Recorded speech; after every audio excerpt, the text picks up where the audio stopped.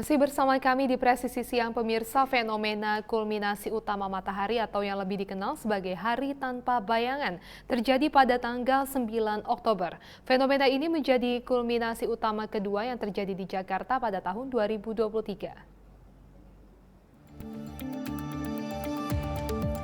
Setelah sebelumnya telah berlangsung pada tanggal 5 Maret 2023, hari ini hari tanpa bayangan kembali terjadi di Jakarta. Posisi Indonesia yang berada di sekitar Katulistiwa membuat kulminasi utama terjadi 2 kali dalam 1 tahun. Menurut Badan Meteorologi, Klimatologi, dan Geofisika BMKG, hari tanpa bayangan terjadi pada pukul 11.40 waktu Indonesia Barat. Pada saat itu, matahari akan tepat berada di atas kepala pengamat atau di titik zenit. Akibatnya, bayangan benda tegak akan terlihat menghilang sekitar 30 detik sesudah dan sebelum waktu puncak di masing-masing wilayah karena bertumpuk dengan benda itu sendiri. Pada hari tanpa bayangan, juga terjadi peningkatan suhu udara melebihi kondisi normal. Setelah kota Jakarta, beberapa kota juga akan mengalami fenomena hari tanpa bayangan. Kota Bogor akan mengalami fenomena hari tanpa bayangan pada tanggal 10 Oktober, Kota Bandung dan Semarang pada tanggal 11 Oktober, Kota Surabaya pada tanggal 12 Oktober, serta Kota Yogyakarta pada tanggal 13 Oktober 2023. Sementara itu, Kota Mataram dan Kota Denpasar akan mengalami hari tanpa bayangan masing-masing pada tanggal 15 dan 16 Oktober 2023. Tim Liputan Polri TV.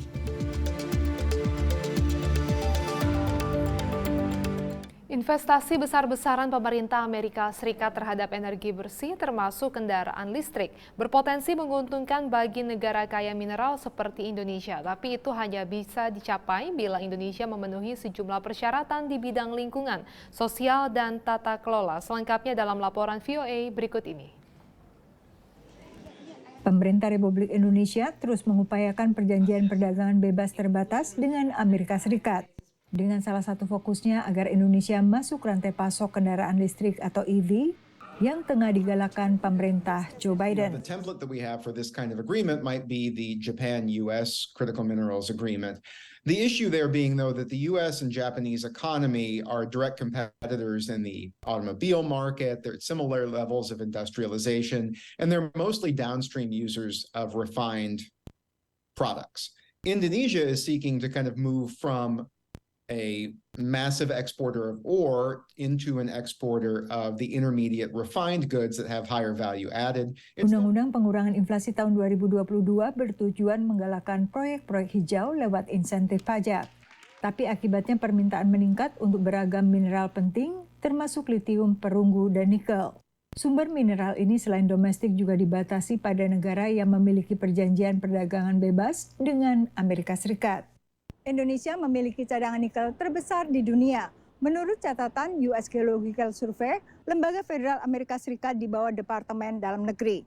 Tapi perjanjian perdagangan bebas hingga CME masih terkendala dengan sorotan aktivis dan anggota Kongres Amerika Serikat terhadap pencemaran lingkungan hidup hingga perlakuan terhadap pekerja tambang.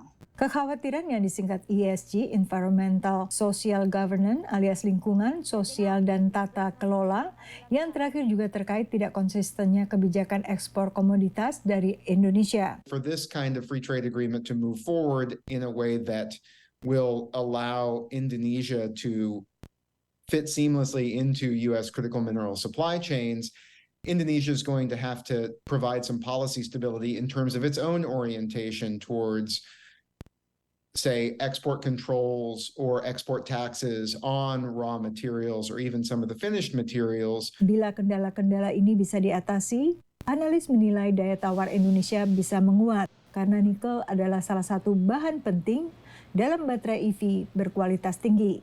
So in the battery, the most popular, what I would say, chemistry at the moment is very much utilizing what we call a nickel, manganese, cobalt.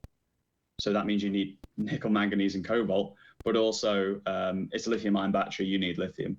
Menurut IDTechX, permintaan akan nikel untuk kendaraan listrik akan meningkat 10 kali lipat antara 2022 dan 2033. Dari Washington DC, Yuni Salim dan tim VOA. Informasi tadi sekaligus menutup jumpa kita di Presisi siang hari ini. Saksikan terus tayangan Polri TV melalui website tvradio.polri.go.id dan YouTube TV Radio Polri. Saya Ibda Almira Sabira, terima kasih atas perhatian Anda. Selamat siang dan salam presisi.